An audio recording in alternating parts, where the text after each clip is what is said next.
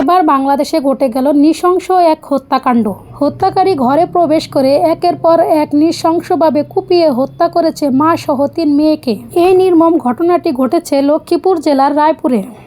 তবে কি কারণে এই নৃশংসতা, কেনই বা একের পর এক কুপিয়ে হত্যা করা হলো 4টি তাজা প্রাণকে, কি এমন অপরাধ ছিল তাদের, সেসব বিষয় নিয়ে থাকছে চাঞ্চল্যকর তথ্য। 25শে জুন বৃহস্পতিবার সকালে রামপুরা পৌরসভার দানহাটা ডাকাতিয়া নদীর পার এলাকায় ঘটে এমন ভয়াবহ দুর্ঘটনা। এ ঘটনায় নিহতদের মধ্যে রয়েছে মা শাহিনুর বেগম ও তার বড় মেয়ে ঢাকা বিশ্ববিদ্যালয়ের শিক্ষার্থী সাইমা আক্তার, মেজো মেয়ে ইকরা আক্তার ও 9 বছর বয়সী ছোট মেয়ে শিফা আক্তার। পুলিশ ও স্থানীয় সূত্রে জানা যায় যে নিহত শাহিনুর বেগম কুমিল্লার হোমনা উপজেলার মৃত কামাল হোসেনের স্ত্রী।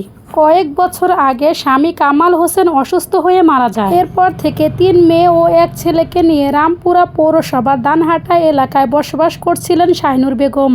তিনি প্লাস্টিক জার ফেরি করে বিক্রি করতেন এবং ছেলে শিফাত ফল বিক্রি করে সংসার চালাতেন। কিন্তু মুহূর্তের মধ্যেই থেমে গেল সংগ্রামী পরিবারটির স্বপ্ন। একই বাসার নিচতলার ভাড়াটিয়া অনন্ত মজুমদার মা সহ 3 মেয়েকে এলোপাথারি কুপিয়ে চলে যায়। ওই যুবক নোয়াখালী সুবর্ণচর উপজেলার বাসিন্দা এবং পেশায় ভাসমান ফল বিক্রেতা ছিলেন।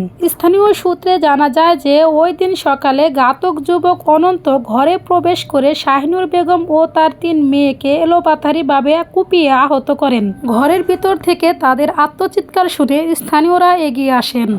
স্থানীয়রা ঘরে প্রবেশ করে শাহিনুর বেগম ও তার বড় মেয়ের রক্তাক্ত নিথর দেহ মেঝেতে পড়ে থাকতে দেখেন। তার পাশে ক্ষতবিক্ষত শরীর নিয়ে পড়েছিল ইকরা ও শিফা আক্তার নামে 2 মেয়ে। পরে তাদের উদ্ধার করে স্থানীয় হাসপাতালে নেওয়া হলে হাসপাতালেই মারা যায় ছোট মেয়ে শিফা আক্তার। গুরুতর আহত অবস্থায় মেজো মেয়ে ইকরাকে ঢাকা মেডিকেল কলেজ হাসপাতালে নেওয়া হলেও তাকে বাঁচানো সম্ভব হয় না। তবে এই ঘটনায় শেষ রক্ষা হয়নি ঘাতক যুবকেরও।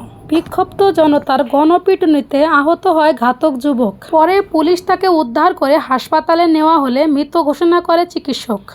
পরে এ ঘটনাকে কেন্দ্র করে এলাকায় তীব্র উত্তেজনা ছড়িয়ে পড়ে। পরিস্থিতি নিয়ন্ত্রণে আনতে গেলে বিক্ষুব্ধ জনতার ছোড়া ইট পাটকেলে পুলিশের 7 সদস্য আহত হন। তবে কেন এমন ভয়াবহ দুর্ঘটনা ঘটেছে সে বিষয়ে প্রাথমিকভাবে স্থানীয়রা জানিয়েছেন প্রেম সংক্রান্ত বিষয় অথবা টাকার লেনদেনকে কেন্দ্র করে এই হত্যাকাণ্ড ঘটতে পারে। তবে এই হত্যাকাণ্ডের সঠিক কারণ এখনও জানা যায়নি। রায়পুর সার্কেলের সহকারী পুলিশ সুপার মোহাম্মদ আব্দুল রাশেদ গণমাধ্যমকে বলেন, হত্যাকাণ্ডের কারণ এবং এর সঙ্গে কেউ জড়িত আছে কিনা তা তদন্ত করে দেখা হচ্ছে।